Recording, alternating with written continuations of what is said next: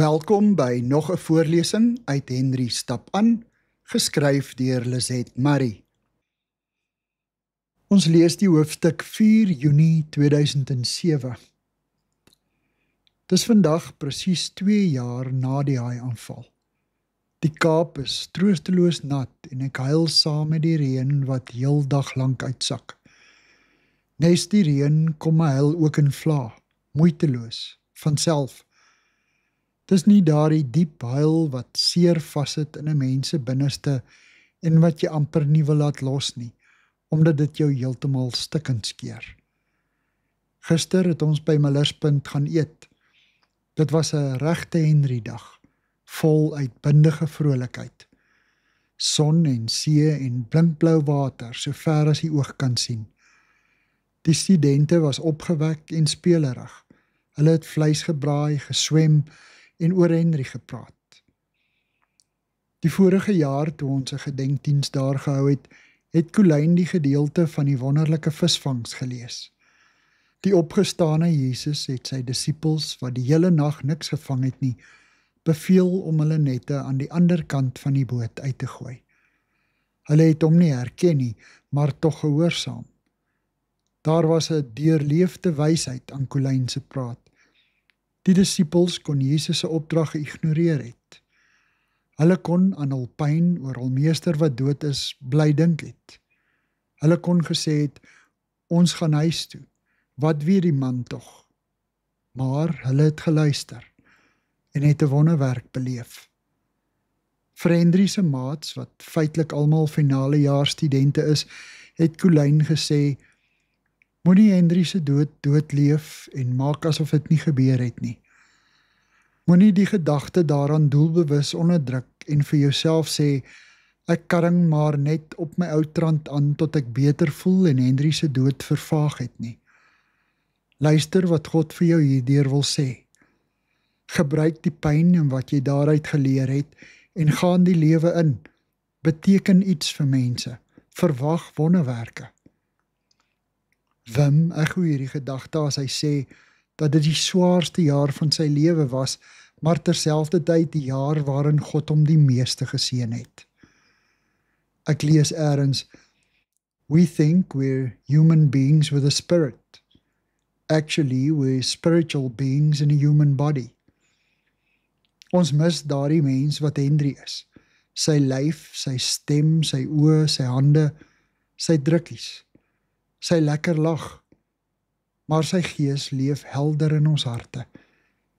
Die dood kan nie die kern van wie Henry regtig is, uitwis nie. Die ouers van een van Henry se goeie vriende stuur 'n Nederlandse gedig van A. van Wilderade vir ons. Gysheid verby, maar duurt met soveel spore in ons hart, in ons herinneringen. Nou wy u plots, maar nie geheel verloren, want alles wat u elk van u ontvang, aan liefde en vertedering, blyft eernieder onverwoestbaar toebehoren. Ek vertaal dit sommer losweg vir myself. Jy is weg, maar leef met soveel spore in ons harte en ons herinneringe. Ons het jou skielik, maar nie heeltemal verloor nie, want alles wat ons elkeen aan liefde en vertedering van jou ontvang het, dit bly aan ons behoort, onvernietigbaar. Soos die vorige jaar is ons huis weer vol bosse blomme wat liewe mense hier aandra. Ons telefoon lui heeldag lank en ons selfone se inbokkies loop 'n hele paar keer oor. Henry se studentevriende wat nou oor die hele land as dokters werk, laat weet hulle mis hulle ou maat en treur nog. Sy skoolmaats laat weet, ons het nie vergeet nie. Van hulle slaap die nag in 'n tent op die stuk groen gras wat uitkyk oor die diep blou see, by die rots waar hulle die dag na die haai-aanval 'n koperplaat vasgesit het. Henry Marie, 'n broer, 'n beste vriend, 'n inspirasie. Jy leef voort in die harte van ons almal. Ons gaan jou ongelooflik baie mis en sal jou nooit vergeet nie. Al ons liefde, die Derbies. Ek kry 'n SMS van Piet, Henry se duikmaat. Ek weet dis net 'n datum, maar dis 'n dag wat mense se lewens verander het. Die inwoners van Hippokrates, Henry se koshuis, loop vandag kaalvoet ter gedagtenis aan hulle kaalvoetvriend wat aangestap het. En elders in die Oos-Kaap word iemand se droom om dokter te word 'n werklikheid deur die Nkomo Maribeurs wat deur Henry se klasmaats begin is. Dit word voortaan in samewerking met die Oos-Kaapse Departement van Gesondheid en die Tygerberg kampus aan 'n leerder beskikbaar gestel wat met passievolle oorgawe ander wil dien en hoop in 'n troostelose wêreld wil indra. Die aflosstokkie word steeds aangegee. Ons lees die hoofstuk Tyd. Een van die eerste oproepe wat ek na Henry se dood ontvang, is van 'n ma wie se dogtertjie op 4-jarige ouderdom oorlede is. Sy sê, as 'n mens se kind sterf, is jy vir altyd aan die ewigheid gehak. Soos die tyd aanloop word hierdie woorde al hoe groter werklikheid. Die feit dat jy nie meer jou kind kan sien, of aan hom raak of sy stem kan hoor nie, laat jou reik na die onsigbare ewigheid waarvan jou kind reeds deel is. Dit verskerp 'n mens se eie behoefte om deel te wees van die lewe wat God reeds vir ons voorberei het. Die verskrikking van 'n nooit weer hier nie, probeer 'n mens versag deur vir jouself te sê dat daar mos 'n eendag is. 'n Mens klou vas aan daardie wete. Ek sê ook vir myself, onthou, God se tyd is anders as ons in. Ons het oorlosietyd. Sy tyd is die volmaakte tyd, sonder begin of einde. Henry se tyd was vir God afgerond. Sy 22 jaar was vir God so goed soos 80 jaar, voltooi. God is ewig, die ewigheid 'n aaneenlopende sirkel sonder hede of verlede.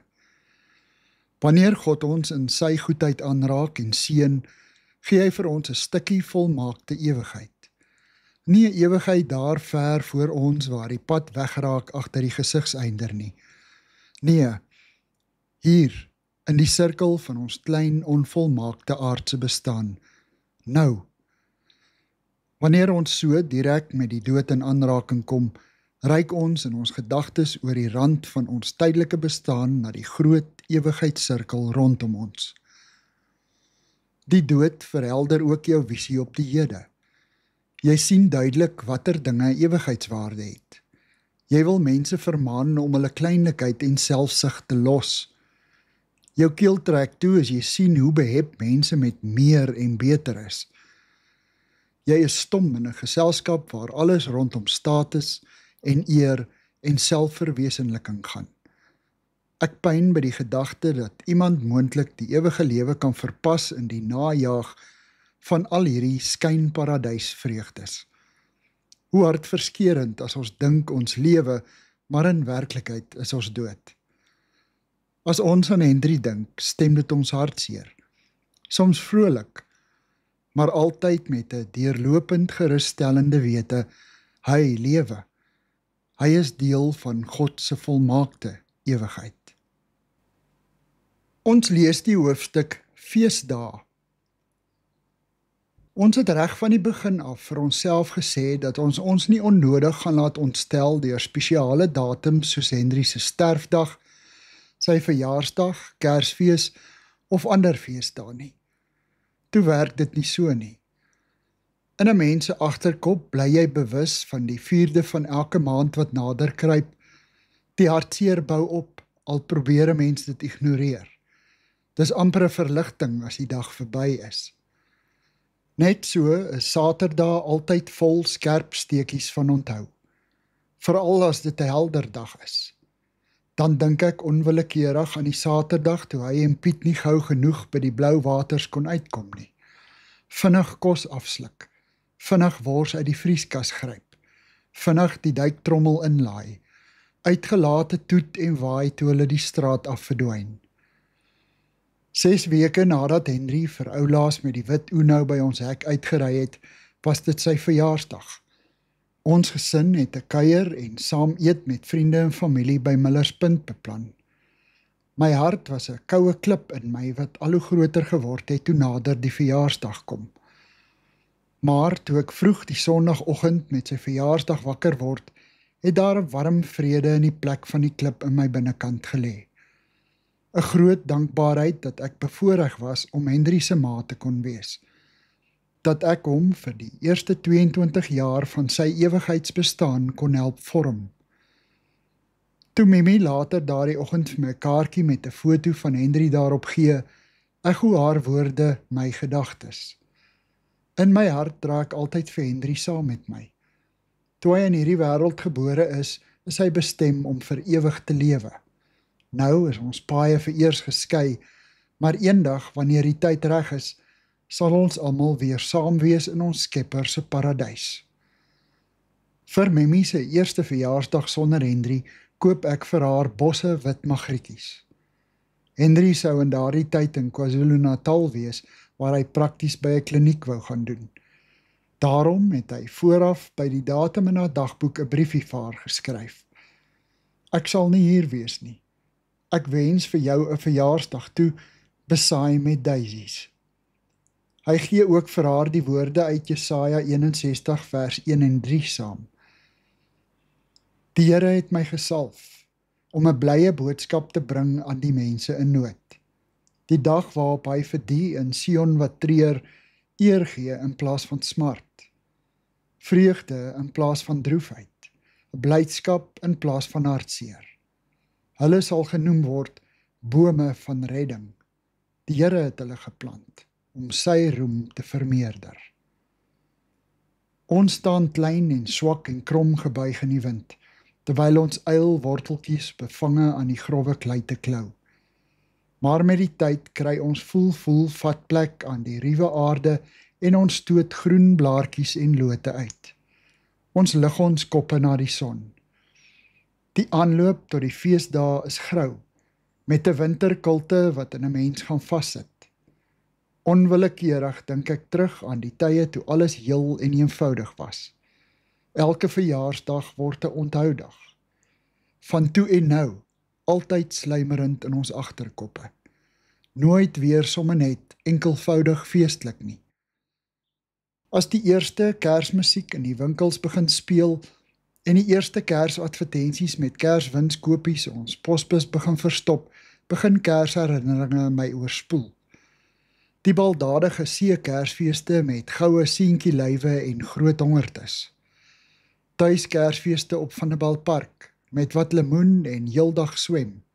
Die seuns blink dolfyne in die water. Kersfees op 'n klein plaasie in die berge van Natal, met weerlig wat snags om die hartbeeshuisie speel terwyl ons by lamplig groot stories sit en praat. Kuier Kersfeeste met neefs en niggies, dae vol rinkink, en teen skemertyd die vrolike koperstemme van opgeskote seuns wat terg en niggies wat helder lag. Ons laaste Kersfees saam, die Kersfees vol vroegoggendvrede onder die melkhoutbome op Keurboomstrand. Oupa en ouma tussen al die kleinkinders op die familiefoto. In ons agterkoppe die gedagte, dalk is dit ons laaste Kersfees saam met hulle. Ons eerste Kersfees sonder Henry gaan ons alleen elders in die Cederberge kamp, op 'n plek waar daar nie voetspore van hom is nie. Ek koop 'n klein draadkersboompie met die enigste versiering, een kers op die voetstuk. Die kers brand elke aand op die houtstomp by ons vuurmakplek. Ons almal probeer so hard, maar dis nie 'n lekker Kersfees nie. Soos ons ander feesdae is die dag deurdrenk van hartseer. Miskien is dit omdat ons vroeër met feesdae so ekstra naby aan mekaar geleef en gelag het. Ons feeste was by uitstek 'n viering van die lewe met al sy goeie gawes. Dae waarop die blink draad van die liefde ons nog fyner aan mekaar vasgestring het. Nou voel dit of die liefde alleen nie genoeg is nie.